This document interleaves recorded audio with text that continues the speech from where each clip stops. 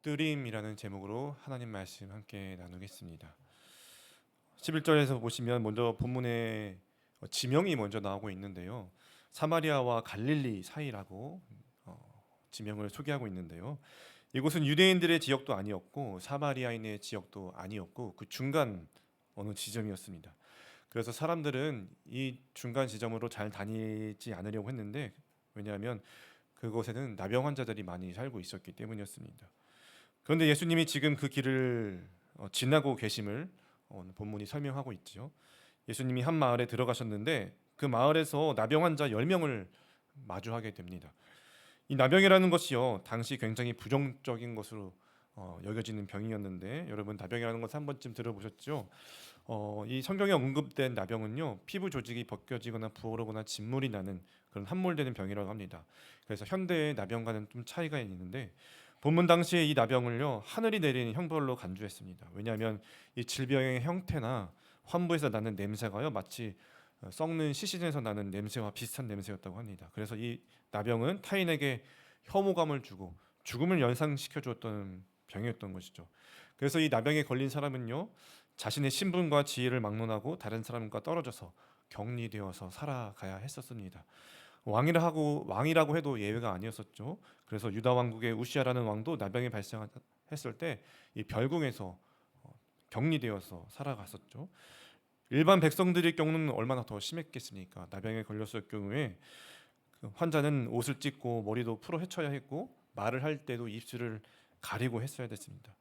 그런데 이렇게 옷을 찢고 머리도 풀어 헤치고 말을 할 때도 입술을 가리고 그렇게 해야 하는 것들이 죽은 사람을 애도할 때 하는 그 풍습과 흡사한 것이었다고 합니다. 그러하게 이런 행동하는 것은요, 자신이 죽은 자라는 선언과도 같았다라고도 할 수 있었던 것이죠. 이 또 중세에는 나병 환자를 성 밖으로 내쫓을 때 제사장이 매장 의식을 치르고 보내기도 했고, 나병 환자가 건강한 사람과 이 마주쳤을 때는요, 나병 환자는 멀리서 부정하다 부정하다 소리치면서 이 자신에게 접근하는 것을 방지해야 했다고 합니다. 그래서 사람들은 그들을 멀리하며 죄인 취급을 했습니다. 그러다 보니까 이 나병 환자들의 삶의 질은 어떠했을까요, 여러분? 사회와 격리되어서 죄인 취급받으면서 죽은 사람과 같은 그런 심정과 마음으로 살아가는 그 삶의 질은 어떠했겠습니까? 굉장히 고통스러운 마음을 가지고 살아갔을 것입니다. 그런데 예수님은 지금 다른 사람들과 다르게 그들에게 찾아오셨다는 것이죠. 그들이 머물고 있을 법한 마을로 들어가셨다는 것입니다. 예수님은 그렇게 먼저 찾아오시는 분이시죠. 예수님을 통해 놀라운 구원의 시작은요, 항상 이렇게 먼저 예수님께서 찾아오심으로 시작되는 것을 우리가 성경을 통해서 볼 수 있습니다. 예수님은 죄인된 우리의 어떠함에도 우리를 찾아와 주시는 분이시죠. 여러분, 그래서 우리 모두가 다 이 자리에 있지 않습니까? 그래서 그 예수님을 오늘도 꼭 붙들고 나아가는 이 시간 되길 바랍니다. 나병 환자들이 예수를 보자 어떻게 오늘 본문에서 하고 있죠? 멀리 서서 소리 높여 예수님을 부릅니다. 선생님, 우리를 불쌍히 여겨 주세요. 선생님, 우리를 불쌍히 여겨 주세요. 좀 실감나게 하고 싶은데 좀 되지가 않습니다. 최대한 맥시멈을 하고 다음에는 조금 더 용기 내보겠습니다. 나병 환자들은 건강한 사람에게 접근하면 안 된다고 했으니까요, 예수님에게 접근하지는 않고 멀리 서서 소리 높여서 불쌍하게 여겨달라고 소리치고 있는 것입니다. 얼마나 간절했겠습니까? 그렇죠? 멀리서나마 간절히 불렀을 것입니다. 예수님, 예수님, 선생님, 선생님. 어떤 마음이었을까요? 이들은 예수가 자신들의 그 비참한 신세, 처참한 신세를 돌봐주고 치유해 줄 수 있는 마지막 기대와 희망을 가지고 부르지 않았겠습니까? 마지막 기회일지 모른다는 생각을 가지고 죽은 힘을 다해서 불렀을지 모르겠습니다.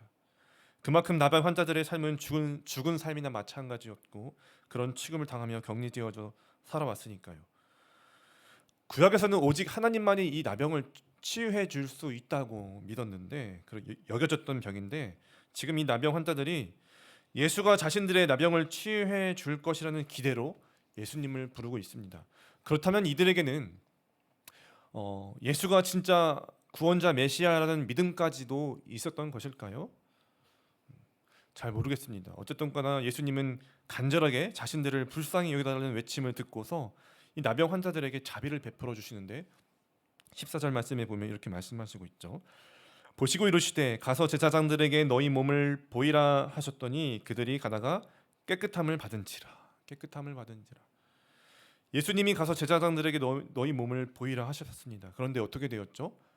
제사장들에게 가서 몸을 보이기도 이전에 가는 중에 깨끗함을 받았다라고 말씀하고 있습니다. 당시에 이 나병 치료는요, 여러분, 의학적 관점보다는 종교적 관점에서 취급되었다고 하거든요. 예를 들어서 제사장이 발병 여부를 식별하고 제사장이 완치 여부를 판단했었던 것입니다. 그리고 회복 후에는 정결 예식을 치른 후에 다시 선민의 일원으로 살아갈 수가 있었습니다. 정상적인 삶을 살아갈 수 있었던 판정을 제사장으로부터 받을 수가 있었던 것이죠.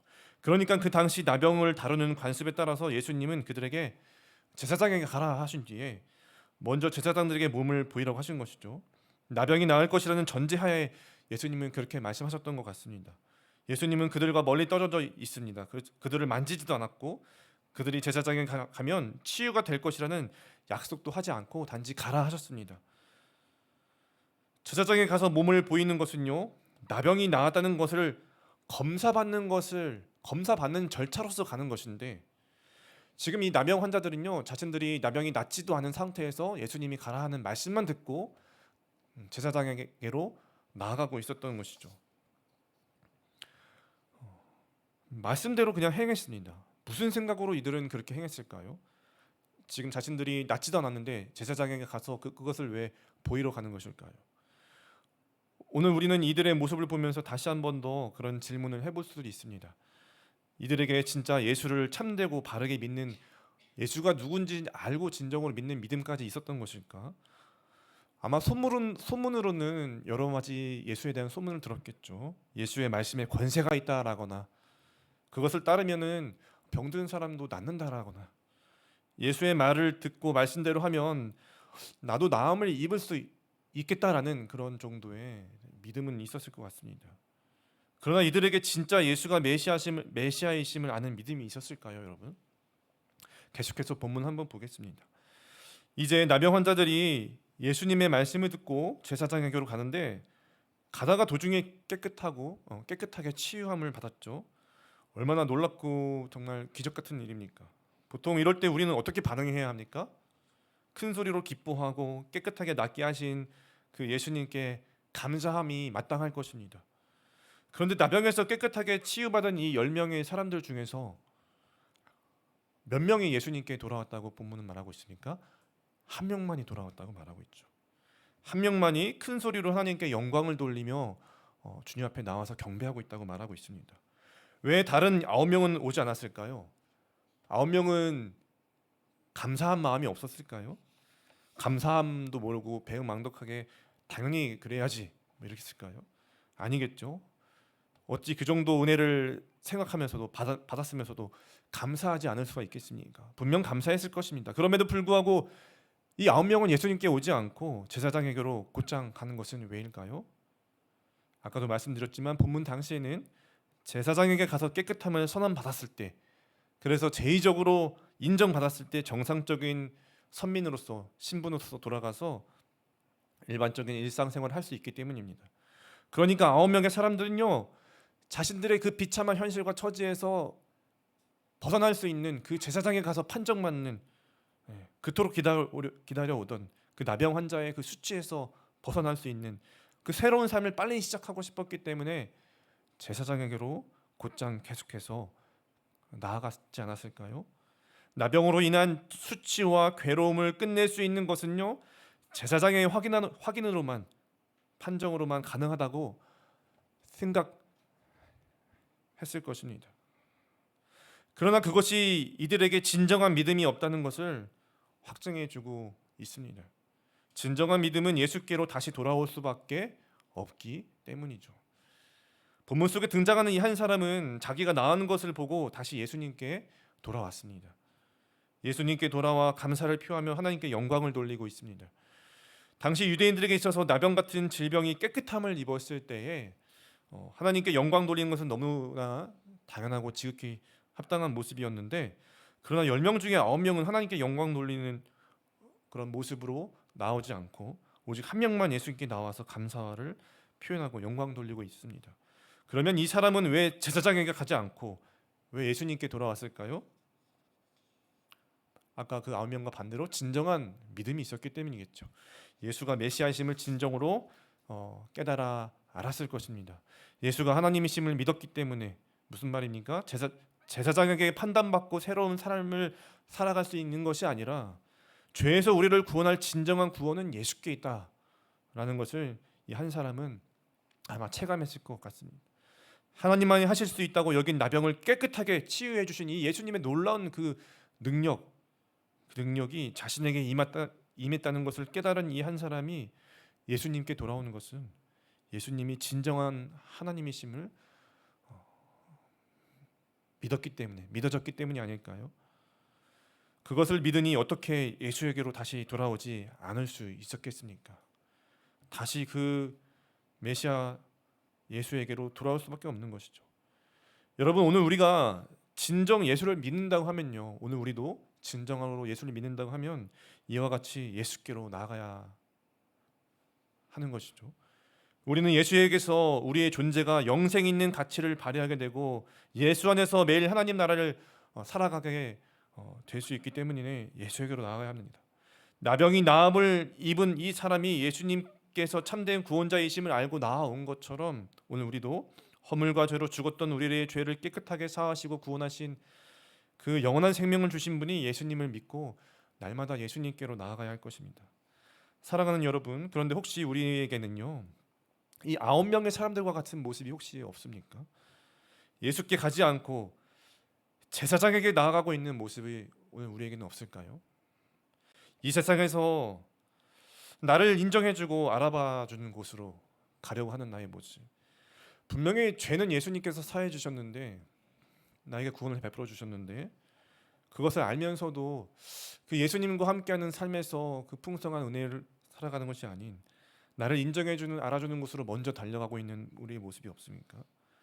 우리가 예수님께 나아가 영광 돌리며 엎드려지지 않고 예수가 나의 주인이심을 인정하지 않고 다른 곳에서 나의 존재와 가치를 인정받는다면 그것이 구원 얻은 자의 삶이 될 수 있겠습니까? 먼저는 예수가 나의 주인 되심을 날마다 엎드리면서 살아가고 그 다음에 우리가 가야 할 곳으로 가면서 그 가운데서 하나님을 드러내는 여호와 하나님께 영광 돌리는 삶을 살아가야 되지 않겠습니까? 구원은 하나님과의 관계가 회복되어 사는 것인데요, 예수에게 오지 않고 세상에서 나아가서 나의 존재를 확인받고자 한다면 하나님과의 관계가 회복될 수 있겠습니까? 어림없을 것입니다. 그러나 많은 경우의 사람들이 예수에게 매일 엎드리지 않고 오지 않고 세상에서 나를 증명할 수 있는 곳으로 향한다는 것입니다. 예수가 영광받는 자리로 돌아오지 아니하고 내가 인정받는 곳으로 향하는 발걸음으로 나아간다는 것이죠.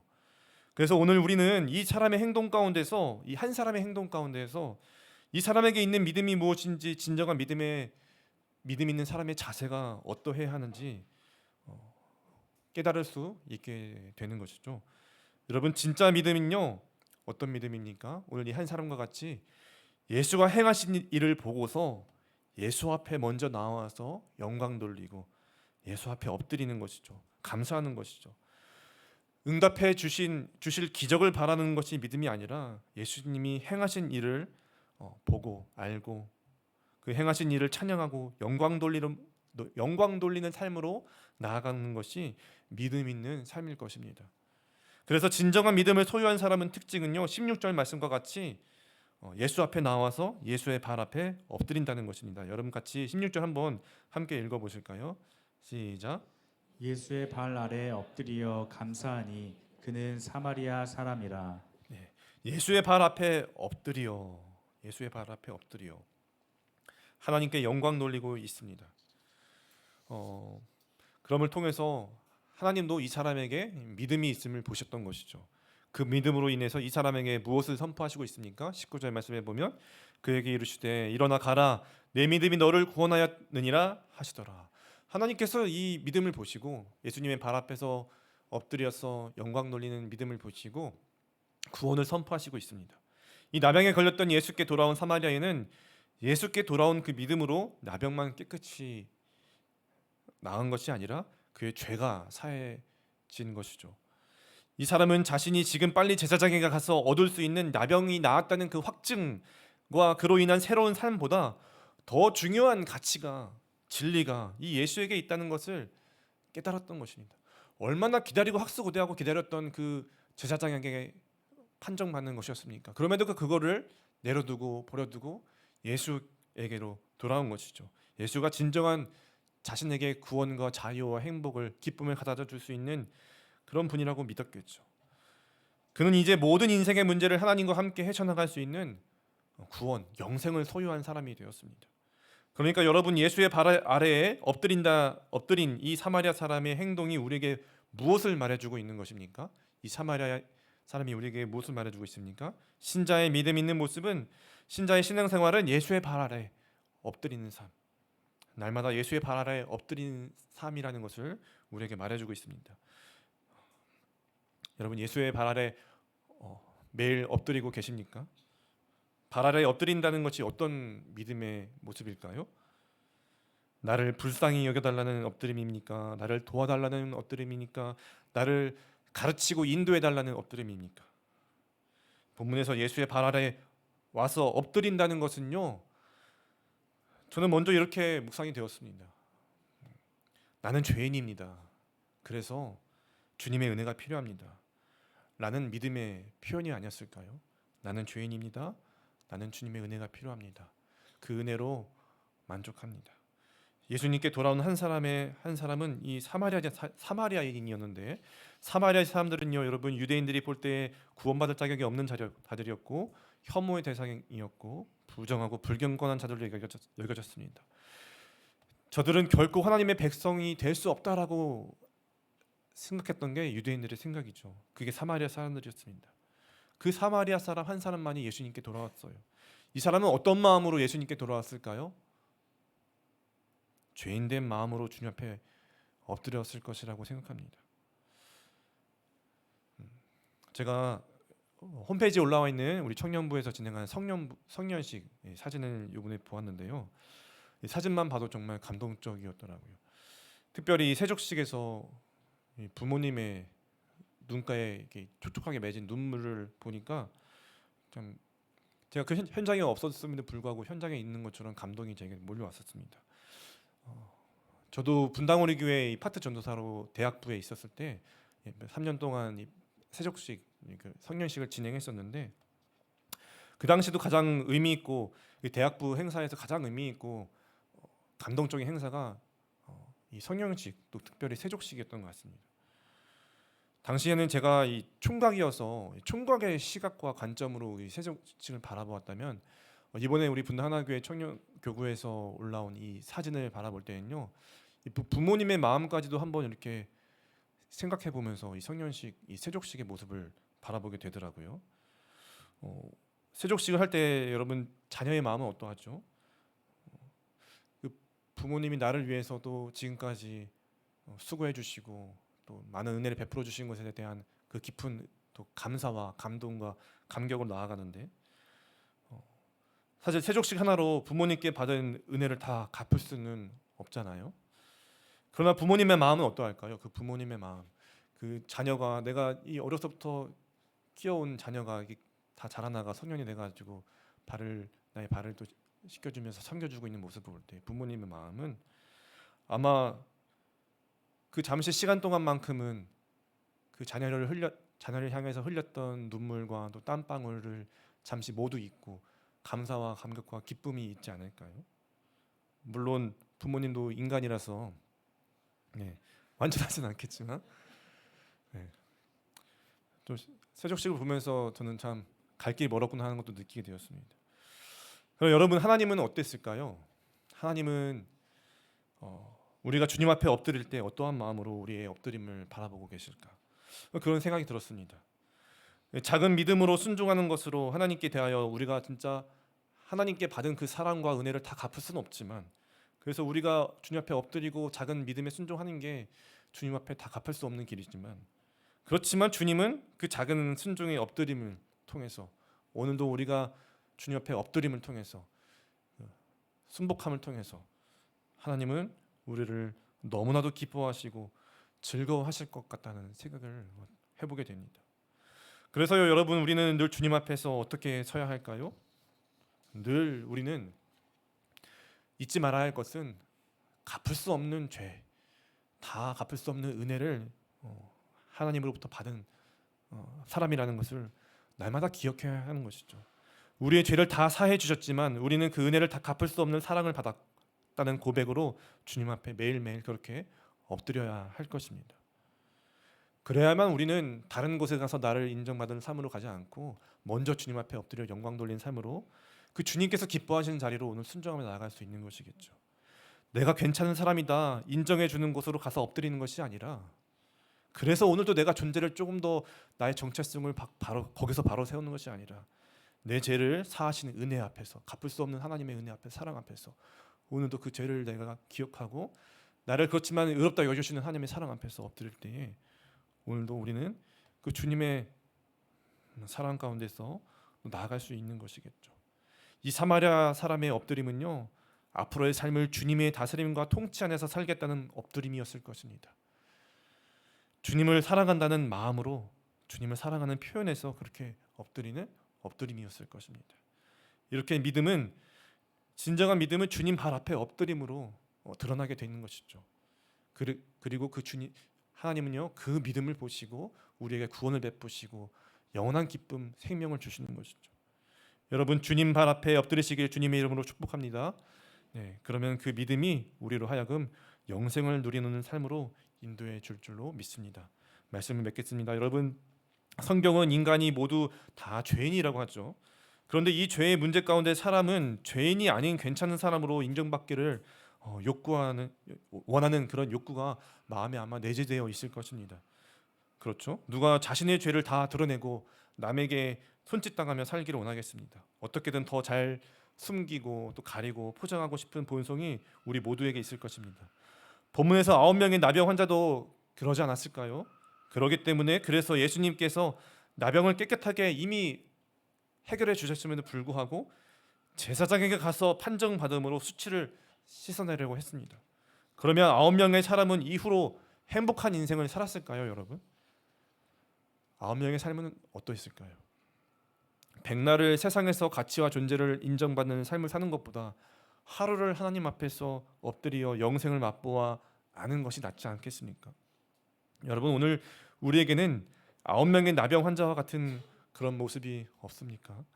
예수님이 내 죄를 다 사해 주셨고 의롭다 여겨 주셨음에도 불구하고 여전히 나의 이 존재가 다른 곳에서 인정받아야만 마음에 기쁨이 솟아나는 그런 9명과 같은 마음은 없습니까? 그래서 예수님보다, 말씀보다 내가 인정받는 것을 먼저 선택하지는 않습니까? 여러분, 오늘 우리는 예수 그리스도께서 우리의 모든 죄를 다 사해 주셨음을 믿습니다. 그래서 신앙생활을 한다는 것은요, 예수님을 믿고 선택하는 것이죠. 우리의 인생의 모든 문제, 죄의 문제, 사망의 문제, 죽음의 문제, 모든 문제를 해결해 주신 분이 예수님을 믿고 주님께로 나와 엎드려 예배하는 것입니다. 여러분, 그 믿음으로 주님 발 앞에 엎드려지시기를 다시 한 번 더 축원드립니다. 주님 발이 어디 계십니까? 주님 발에 엎드린다는 것. 주님 발이 어디 계시죠? 주님의 발은 세상 어디에나 계십니다. 모든 것을 다스리시고 통치하시고 어느 곳에나 계시는 하나님, 우리가 살아가는 모든 삶의 현장 가운데 하나님은 계십니다. 그래서 우리는 우리가 살아가는 모든 현장에서 하나님을 경외하고 주님 앞에 엎드려 나가야 될 줄로 믿습니다. 또한 주님은 우리 마음속에도 계시죠. 우리의 마음이 주님의 발 앞에 엎드려져야 할 것입니다. 내 마음을 주님께서 다스리시도록 날마다 엎드리는 저와 여러분 되시기를 간절히 축원드립니다. 그때 하나님께서 우리에게도 가라 내 믿음이 너를 구원하였느니라 라고 말씀해 주실 것이고, 그 믿음 안에서 구원의 기쁨과 또 자유와 평안을 넘치게 부어 주실 줄 믿습니다. 아멘. 우리 믿음의 한 줄 고백하겠습니다.